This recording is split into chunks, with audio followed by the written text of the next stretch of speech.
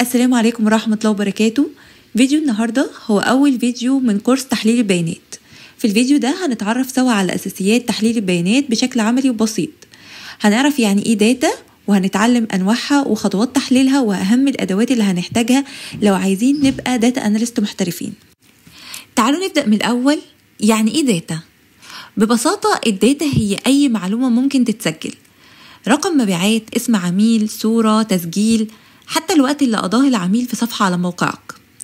مثال عملي، لو عندي محل ملابس، كل فاتورة، كل مقاس، كل لون تم بيعه دي داتا. ولو معايا سمارت ووتش، عدد خطواتي ونبض قلبي برضو داتا. تخيل ان العالم دلوقتي بيولد مليارات البيانات في كل ثانية، بس القيمة الحقيقية مش في الداتا نفسها، القيمة في ازاي نفهمها، ازاي نطلع منها معلومة، قرار او خطوة ذكية تغير نتيجة كاملة. الداتا هي المادة الخام، وتحليل البيانات هو اللي بيحولها لذهب. علشان نحلل الداتا صح لازم نعرف هي نوعها ايه، وعندنا 3 انواع رئيسية. structured data اللي هي بيانات منظمة، ده النوع اللي بيكون مرصوص في جداول، أعمدة وصفوف، زي جداول المبيعات اللي فيه اسم المنتج والسعر وتاريخ البيع والكمية. ده النوع الأسهل في التحليل. وعندي النوع التاني اللي هو unstructured data، ده بيانات غير منظمة. ده العكس تماما، ده بيبقى عبارة عن صور، فيديوهات، تعليقات، رسائل، ما فيهاش ترتيب ثابت. مثلا لو عندي 500 تعليق من العملاء، كل تعليق مكتوب بطريقة مختلفة. والنوع الثالث هو السيمي ستراكتشرد، ده بيانات شبه منظمة زي الإيميلات وزي ملفات الاكس ام ال وملفات الجيسون، مش جداول لكن فيها تاجز تساعدنا نفهمها. هندخل دلوقتي على خطوات تحليل البيانات. خليني أقولك إن تحليل البيانات مش عملية واحدة، دي سلسلة خطوات واضحة.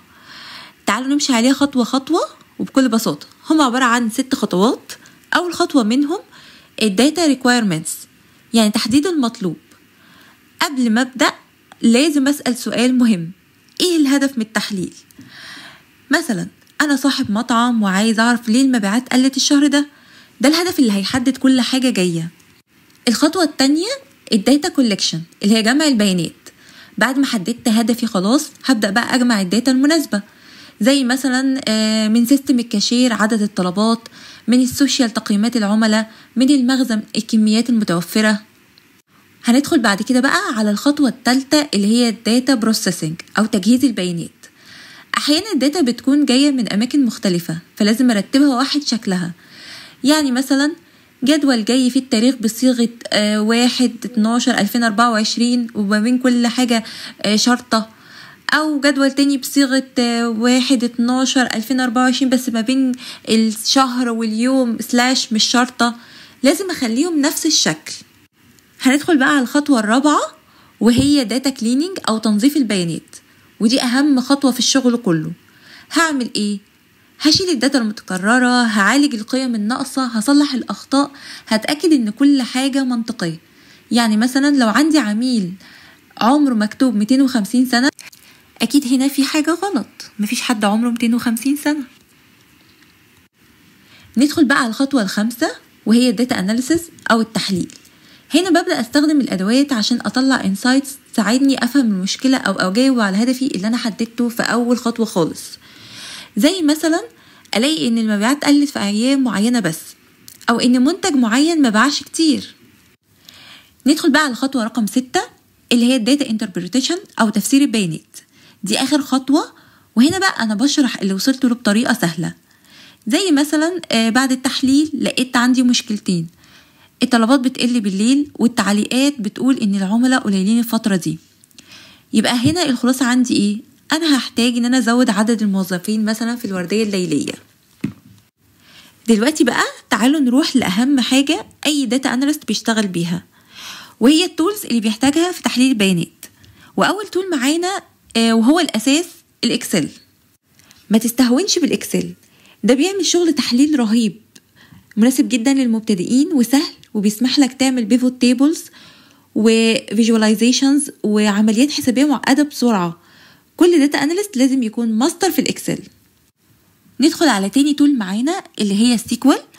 السيكوال هي قلب البيانات، هي اللغة اللي بتجيب بيها الداتا من قواعد البيانات، من غيرها مش هتعرف توصل للداتا اللي هتحللها. ندخل بقى على التول اللي بعد كده وهي جوجل شيتس. هي شبه الاكسل شوية، بس هي تعتبر حل عبقري جدا لو انت عن شغلك جماعي او من غير اجهزة قوية. سهلة ومجانية ومناسبة جدا لو انت بتعمل عمليات بسيطة او متوسطة. ندخل بعد كده بقى على البايثون، وده يعتبر القوة الحقيقية لتحليل البيانات، لاني انا بستخدمه في التحليل المتقدم، وبستخدمه كمان في الماشين ليرنينج وفي الفيجواليزيشن، خصوصا مكتبات معينة منه زي البانداس والنمباي وماتبلوتليب.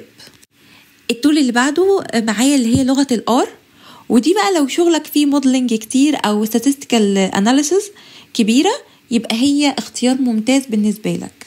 عندي بعد كده 2 تول دولت بقى متخصصين شوية للناس اللي هم الباحثين او الاقتصاديين بيستخدموهم، اللي هم الاستاتا والساس. عندي اخر 2 تولز معايا اللي هم التابلو والباور بي اي، ودولت بستخدمهم لو انا عايزه اعمل داتا فيجواليزيشن، يعني عايزه اعمل تصوير سهل وبسيط للداتا بتاعتي والاستنتاجات اللي انا وصلت لها. ندخل دلوقتي بقى على الرود ماب او خريطه الطريق. عشان تبقى داتا اناليست قوي لازم تتعلم ايه؟